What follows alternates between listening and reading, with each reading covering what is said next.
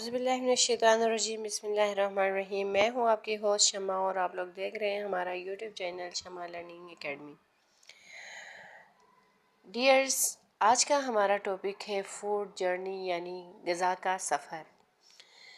जब इंसान ग़िज़ा खाता है तो वो किस किस तरह किन किन मराहिल से गुज़रता है, इसके बारे में आज हम डिटेल में डिस्कस करेंगे, जिसमें हम माउथ यानी मुंह, स्टोमक, मैदा,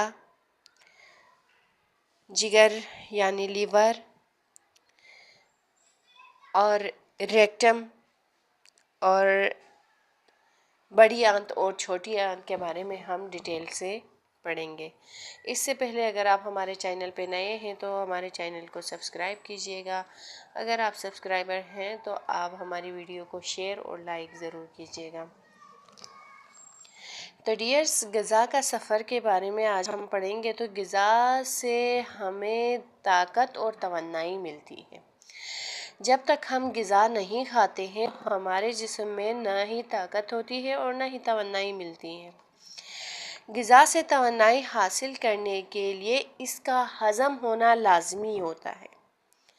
जो हम ग़िज़ा खा रहे होते हैं उसका हज़म होना लाज़मी होता है, ज़रूरी होता है, ताकि खून में शामिल होकर जिस्म के तमाम हिस्सों तक पहुंच सके। ग़िज़ा को हज़म करने के लिए हमारे जिस्म में बाकायदा एक पूरा निज़ाम होता है, जिसे निज़ाम या डाइजेस्टिव सिस्टम कहा जाता है। निज़ाम के मुख्तलिफ़ अज़ा होते हैं, जिसमें सबसे पहले है मुंह। जिस तरह कि आप लोगों को इस तस्वीर में नज़र आ रहा होगा, ये निज़ाम का सबसे पहला पार्ट है माउथ, यानी कि मुंह के ज़रिए हम ग़िज़ा लेते हैं। जब हम मुंह के ज़रिए ग़िज़ा लेते हैं तो ये ग़िज़ा की नाली से होता हुआ हमारे स्टोमक में यानी मैदे में आता है। ये जो रेड कलर का आप लोगों को नज़र आ रहा है, ये हमारा लीवर है, हमारा जिगर है। इसी के साथ यहाँ पर आप लोगों को जो नज़र आ रहा है स्टिक के ज़रिए जो मैं दिखा रही हूँ, ये हमारी छोटी आंत यानी स्मॉल इंटेस्टाइन और बड़ी आंत है। ये हमारी बाहर वाली बड़ी आंत और ये जो अंदर है ये हमारी छोटी आंत है। इसी के साथ ये हमारा रेक्टम है।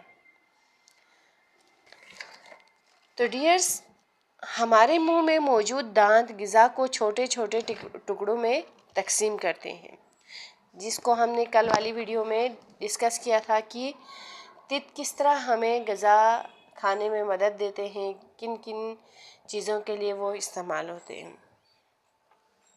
यहीं से ग़िज़ा के हज़म होने का अमल शुरू होता है। कहाँ से? मुंह से। मुंह में मौजूद थूक यानी जो सलाइवा होता है वो ग़िज़ा को नरम करता है। मुंह में मौजूद सलाइवा ग़िज़ा को नरम करता है। ज़ुबान ग़िज़ा को मुंह में हरकत देती है।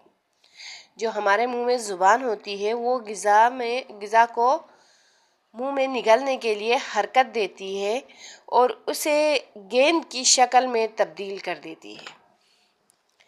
इस तरह ये ग़िज़ा निगलने के काबिल हो जाती है। ज़ुबान ग़िज़ा के अगले हिस्से की तरफ धकेलती है। ग़िज़ा नरम होने के बाद ग़िज़ा की नाली यानी एसोफेगस में पहुंचती है। ये नाली लचकदार होती है, जो कि मैंने आप लोगों को अभी इस तस्वीर में दिखाया था। ये एसोफेगस यानी ग़िज़ा की नाली है। तो ग़िज़ा नरम होने के बाद ग़िज़ा की नाली यानी एसोफेगस में पहुंचती है। ये नाली जो है ये लचकदार होती है। ग़िज़ा नाली के फैलने और सिकुड़ने के नतीजे में नीचे उतर आती है।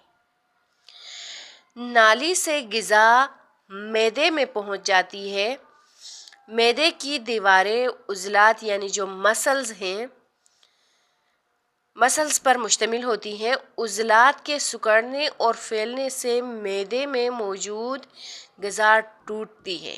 یہاں سے جو غذا معدے میں آتی ہے وہ معدے کے پھیلنے اور سکڑنے سے وہ غذا ٹوٹ جاتی ہے جو ایک گیند کی شکل میں آئی تھی۔ اس کے علاوہ معدے میں کچھ کیمیائی اجزاء بھی ہوتے ہیں جو غذا کو مزید چھوٹے ٹکڑوں میں تقسیم کر دیتے ہیں۔ معدے سے غذا چھوٹی آنت میں، یہ جو آپ لوگوں کو چھوٹی آنتیں نظر آ رہی ہیں، چھوٹی آنتوں میں پہنچ جاتی ہے۔ چھوٹی آنت تقریباً 20 فٹ کی لمبائی کی ایک پتلی بل کھاتی ہوئی نالی ہے۔ یہ جو آپ لوگوں کو نظر آ رہی ہے یہ ایک پتلی بل کھاتی ہوئی نالی ہے، یہ تقریباً 20 فٹ لمبی ہوتی ہے۔ یہاں مزید کچھ کیمیائی اجزاء غذا میں شامل ہو کر غذا میں مل کر اس کو پانی نما بنا دیتے ہیں، پانی کی طرح بنا دیتے ہیں۔ اس طرح یہ غذا اس قابل ہو جاتی ہے کہ خون کی نالیوں میں جذب ہو کر خون کے ذریعے تمام جسم میں پہنچ جائے۔ تو ڈیئرز، کیا آپ جانتے ہیں کہ ہمارے نظام انہضام کی مکمل جو لمبائی ہے وہ 9 میٹر ہے۔ یہ لمبائی ایک بڑے کلاس روم کے برابر ہوتی ہے۔ ہمارے جسم کا ایک اہم عضو جگر، لیور کی ہم بات کریں تو یہ لیور میں ایسی رطوبت خارج کرتا ہے لیور جو مختلف غذائی اجزاء بالخصوص چکنائی ہضم کرنے میں مدد دیتی ہے۔ اس کے علاوہ جگر میں معدنیات اور مختلف حیاتین بھی ذخیرہ ہوتے ہیں۔ جگر کا ایک اور اہم کام خوراک میں موجود زہریلی چیزوں کو ناکارہ بنا دیتا ہے۔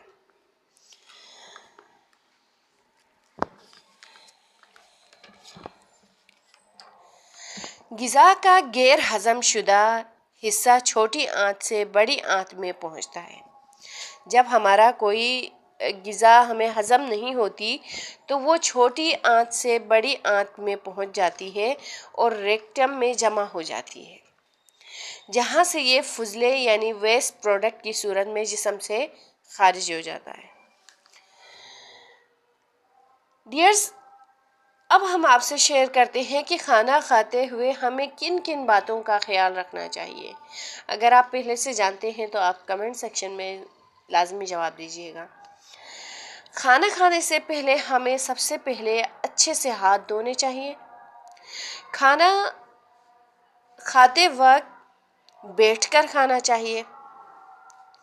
کھانا اچھی طرح چبا چبا کر کھانا چاہیے تاکہ ہمیں آسانی سے نگلنے میں بھی آسانی ہو اور ہضم کرنے میں بھی آسانی ہو۔ کھانا کھاتے ہوئے باتیں نہیں کرنی چاہیے۔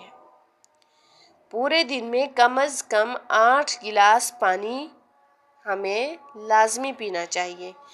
پانی کھانے سے پہلے پینا چاہیے۔ کھانے کے دوران یا فوراً بعد پانی نہیں پینا چاہیے۔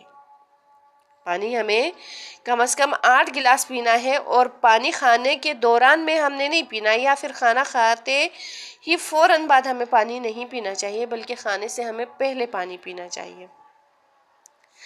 متوازن غذا ہمیں کھانی چاہیے جس میں گوشت، سبزیاں، پھل اور دودھ شامل ہیں۔ چکنائی والی غذائیں زیادہ نہیں کھانی چاہیے کیونکہ یہ ہضم ہونے میں وقت لیتی ہیں۔ تو ڈیئرز، آج کا ہمارا ٹاپک یہیں تک کمپلیٹ ہوا چاہتا ہے۔ کل ہم ایک نئی ویڈیو کے ساتھ پھر حاضر ہوں گے آپ کی خدمت میں انشاءاللہ العزیز۔ اسی کے ساتھ ہم آپ سے چاہتے ہیں اجازت۔ اللہ حافظ۔